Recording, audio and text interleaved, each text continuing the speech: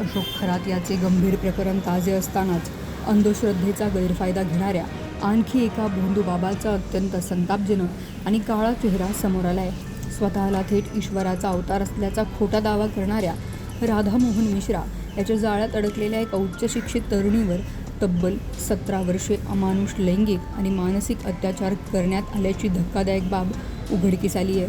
या प्रकरणी पुणे येथील खराडी पोलिसांनी मुख्य आरोपी राधामोहन मिश्रा, त्याचा मुख्य साथीदार स्वामी कंवल नयन आणि इतर 6 महिलांच्या विरोधात गुन्हा दाखल करून त्यांना अटक केली आहे। पीडित तरुणीच्या आईवडिलांची भोंदू बाबा राधामोहन मिश्रा याच्यावर प्रचंड आणि आंधळी श्रद्धा होती। याच गोष्टीचा गैरफायदा घेत मिश्राने स्वतःला दैवी शक्ती लाभलेला अवतार असल्याचे भासवून तरुणीला मानसिकदृष्ट्या पूर्णपणे आपल्या ताब्यात ठेवले होते। या प्रदीर्घ कालावधीत तिचा सतत शारीरिक, लैंगिक आणि मानसिक छळ करण्यात आला। पीडितेने नोंदवलेल्या तक्रारीनुसार तिला स्वतःचे मूत्र पिण्यास भाग पाडले गेले, बेदम मारहाण केली गेली आणि विजेचे शॉक देण्यासारखे अत्यंत क्रूर आणि अमानुष यातना देण्यात आल्या।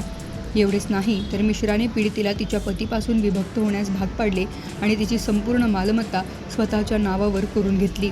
कुटुंबाच्या नजरेत पीडितेला नेहमी खोटे ठरवून मिश्राने अनेक वर्षे स्वतःचा प्रभाव टिकवून ठेवला। अखेर 17 वर्षांच्या नरक यातनेनंतर पीडित तरुणीने प्रचंड धाडस दाखवले। ती दुसऱ्या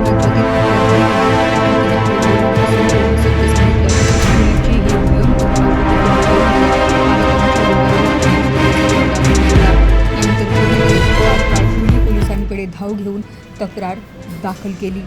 दरम्यान या प्रकरणाशी संबंधित काही संतापजनक व्हिडिओ सोशल मीडियावर प्रचंड प्रमाणात व्हायरल झाले आहेत। यापूर्वी भोंदू अशोक खरात याचे देखील पाद्यपूजन करतानाचे व्हिडिओ व्हायरल झाले होते।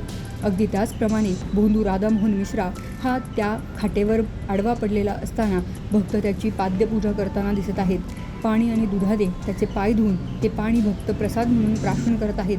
तसेच मिश्राच्या नावाचा जय जयकार करत त्याची आरती केली जात असल्याचेही व्हिडिओ पाहायला मिळत आहेत। या प्रकारामुळे अंधश्रद्धेच्या नावाखाली सुरू असलेल्या भयानक कृत्यांबाबत पुन्हा एकदा गंभीर प्रश्न उपस्थित झाले आहेत। खराडी पोलिसांनी मिश्राच्या आश्रमावर छापा मारून पेनड्राईव्ह, हार्ड डिस्क आणि इतर महत्त्वाचे डिजिटल साहित्य जप्त केले आहे। मात्र या सर्व उपकरणांना पासवर्ड असल्याने पोलिसांना तांत्रिक तपासात अडचणी येत आहेत। या इलेक्ट्रॉनिक उपकरणांमधून आणखी काही धक्कादायक माहिती आणि मोठे पुरावे समोर येण्याची दाट शक्यता पोलिसांनी व्यक्त केली आहे।